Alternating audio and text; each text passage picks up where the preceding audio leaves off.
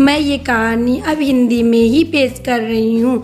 आपका प्यार और आपका आशीर्वाद पहले के जैसे मेरे साथ रहेगा।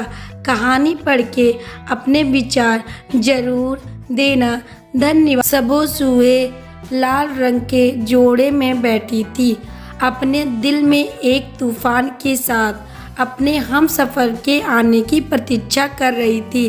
पोह के महीने में भी उनके हाथ पैर में के तलवे पसीने से तर थे। वह बार बार अपने नाखून मुंह से काटती थी, फिर दरवाजे की तरफ देखती थी। उससे पहले घर की सभी महिलाएं उसे तैयार करने में लगी थी। किसी ने तनों को और किसी ने मनों को तैयार किया। उसकी एक नंद प्रीति थी जिसको भाभी के आने में बहुत खुशी थी। उसने पार्लर का काम सीखा था। उसने अपनी परी जैसी भाभी को 4 चांद लगा दिए थे। उन्होंने मेकअप इस तरह किया कि वह ज़्यादा ना लगे, बस अपनी बहू को देखे तो उनके भाई की आंखें खुले रहेगी। सब्बों की कसक थी। उसने सब्बों का मन तैयार किया। उसने उसे सब कुछ बताया जो पहली रात को होगा और उससे कहा कि डरो मत, सब कुछ बड़े प्यार से समझाया गया। कैसे एक गिलास दूध दिया जाए, कैसे प्यार से जवाब दिया जाए, पति को कैसे पसंद करें। घर की बूढ़ी औरतें शादी के कार व्यवहार कर रही थी और घर की युवती ने कमरे को पहले से ही सजा दिया था जैसे ही वह इधर का सिंहासन हो। गुलाबों का एक बिस्तर बनाया गया था। जब सब्बो यहाँ आई तो सब उसके आसपास थे।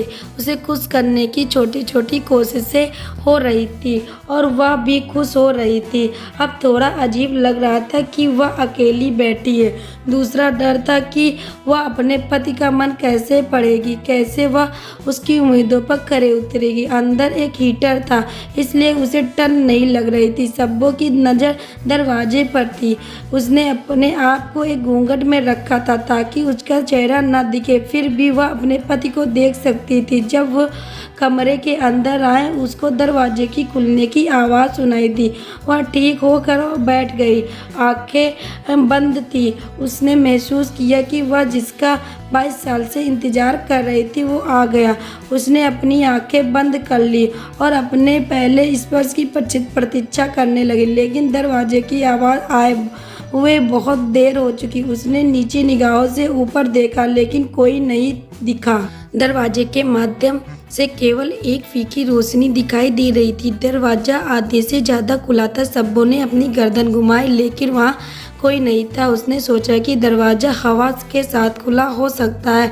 वह फिर से उन्हीं विचारों में बैठ के समय समाप्त हो रहा था। उसकी प्रतीक्षा अवधि अब समाप्त हो रही थी। वह मन ही मन सोच रही थी कि आज भी उसका इंतज़ार करने के लिए वह अपने पति से नाराज़ होगी। वह सोच रही थी कि अगर उसे पास नहीं आने दूंगी तो वह हाथ छोड़कर माफ़ी मांग लेगा, लेकिन वह तब भी नखरे दिखाएगी। आज रात वह कुछ भी कर सकती है, यह वह सोचकर हंस रही थी। किसी ने फिर दरवाज़ा बंद कर दिया है, यह कहते हुए कि न जाने कब अक्ल आए कि शादी हो गई और अंदर से दरवाज़ा बंद नहीं किया और बाहर से दरवाज़ा बंद होने की आवाज़ आने लगी। अब सब डर गए कि कोई अंदर तो आया नहीं और बाहर वालों को समझ आ गया कि अंदर है कोई, मेरे साथ मजाक तो नहीं कर रहा। उसने बिस्तर से नीचे उतर कर देखा, वहाँ कोई नहीं था। अलमारी के पीछे पलंग के नीचे उसने आसपास देखा। वह हैरान थी कि परिवार ने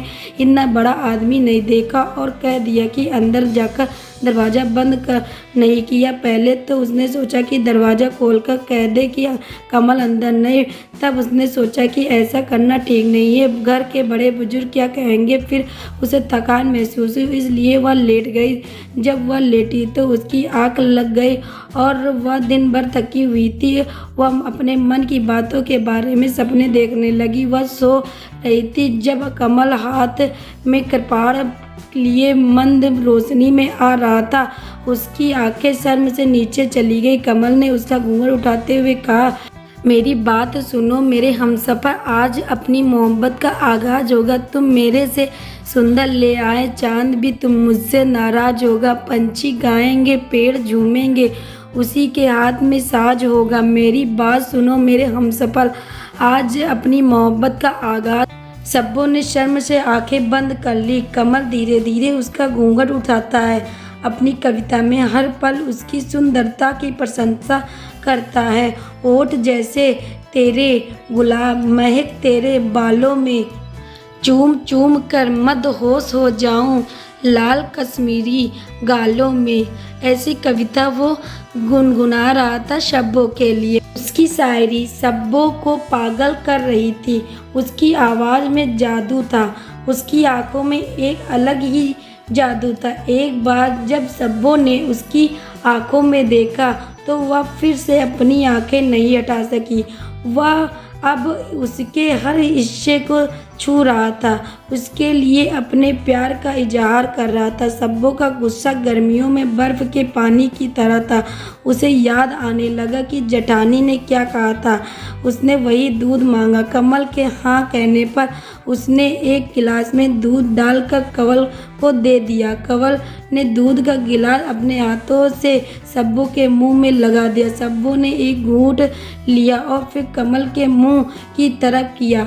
वह यह सिलसिला तब तक चलता रहा जब तक दूध खत्म नहीं हो गया। वह धीरे धीरे अपने प्यार की गहराई में चला गया। उसने अपना सब कुछ कमल को दे दिया था। कमल ने अपने स्पर्श से उसे पागल कर दिया था। अब शब्बों और कंवल के अंदर जो तूफान था उसे शांत करने की ज़रूरत थी। शब्बों को धीरे धीरे आवाज़ निकलने लगी। कमल उसके साथ ऐसे प्यार कर रहा था मानो कब से उसके प्यार की तड़प हो। वे दोनों प्यार में मदहोश हो गए और दरवाजे पर दस्तक सुनी, जैसे कोई दरवाज़ा खोल रहा हो। दरवाज़ा पटक कर बंद हो गया। शब्बों और कमल ने परवाह नहीं की। शब्बों अपने प्यार का लुत्फ़ उठा रही थी। आखिरी बार ऐसा तो शब्बों काँप उठा। उसके कानों में तेज आवाज़ सुनाई दे रही थी। कोई कह रहा था दरवाज़ा तोड़ो, तो कोई रो रहा। शब्बों उठकर बैठ गए। उसने अपनी ओर देखा, वह बिखरी हुई थी। उसके कपड़े ठीक नहीं थे। उसने उठकर अपने आप को ठीक किया। फूलों की सेज पर क्षतिग्रस्त हो गई। उसे समझ नहीं आया क्या हुआ। दरवाज़ा अंदर से बंद था। उसे यह नहीं पता था किसने किया। उसने झट से उठकर दरवाज़ा खोला। दरवाज़ा खोलते ही सब अंदर आ गए। सब कुछ ना कुछ ढूंढने लगे। घर की सभी महिलाएं रो रही थी। शब्बों को कुछ समझ नहीं आया। वह थकी हुई दर्द और चक्कर में लगी रही थी। शब्बों जब अंदर आई तो दूध बिल्कुल वैसा ही था। फूलों की क्यारी भी एकदम सही थी। पूरा कमरा पहले जैसा ही था। अब शब्बों को चक्कर आ गया। वह बेहोश होकर गिर पड़ी। जब शब्बों को होश आया तो वह अस्पताल में थी। उसे समझ नहीं आ रहा था कि वह फूल के बिस्तर से अस्पताल के बिस्तर पर कैसे आ गई।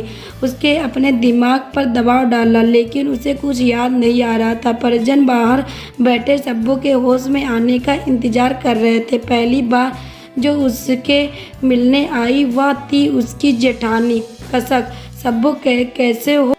शब्बों ठीक है, लेकिन मैं यहाँ कैसे हूँ? कसक तुम्हें याद नहीं, तुम कल बीमार हो गए थे। तुम कल शाम से यहाँ हो। शब्बों लेकिन मेरा हनीमून था। कसक हाँ वह है, लेकिन वो उसकी वजह से आपको चक्कर आ गया। हम आपको यहाँ लाए हैं। शब्बों कमल जी कहाँ है? वो ठीक है। कसक वह ठीक है, लेकिन शादी के पहले दिन काम पर चला गया। बीमार होने से वह थोड़ा नाराज़ हो जाएगा। शब्बों लेकिन नाराज़ होकर मैंने कुछ क्यों नहीं कहा? कसक मैं तुमसे नाराज़ नहीं हूँ, बाकी तुम ठीक हो? शब्बों हाँ ठीक है, लेकिन शरीर टूट रहा है। ऐसा लगता है कि मैं पूरी रात मेहनत कर रही थी। मेरे हाथ पैर में भी दर्द हो रहा है। कसक कोई नहीं, सब ठीक हो जाएगा। शब्बों भाभी मेरा बदन टाइट लग रहा है, तुम्हें कैसे बताऊँ? वहाँ भी मेरा। कसक किसी ने नहीं कि कहा सब ठीक हो जाएगा। शब्बों मुझे कमल को देखना है, उसे बुलाओ। कसक वह काम पर गया है और जब आया तो भेज दिया जाएगा। वे दोनों बात कर रही थी कि तभी शब्बों की नंद प्रीति आई और शब्बों को गले लगाकर रोने लगी। प्रीति का रोता देख सब्बू के आंसू बहने लगे। खैर डॉक्टर ने उसे शाम तक घर ले जाने को कहा। सारा परिवार उदास था। बहुत दिन हो गए। जब सब्बू से कमल के बारे में पूछा गया तो लेकिन वह अभी तक नहीं आया था। उस रात जो हुआ उस पर उसने अपना ध्यान केंद्रित किया। उसे अपने प्यार का एहसास हुआ, लेकिन उसमें कमल की सांस की गंध नहीं थी। उसे अजीब सी बेचैनी होने लगी। परिवार उसके बगल में रहता था। कई दिन बीत गए लेकिन कमल घर नहीं आया। सब्बू सभी से पूछती है लेकिन किसी तरह टाल देते हैं। सब्बू को उसके घर वाले लेने आए। मिलती हूँ अगले भाग में। दोस्तों आपको कैसी लगी कहानी ज़रूर कमेंट में बताना।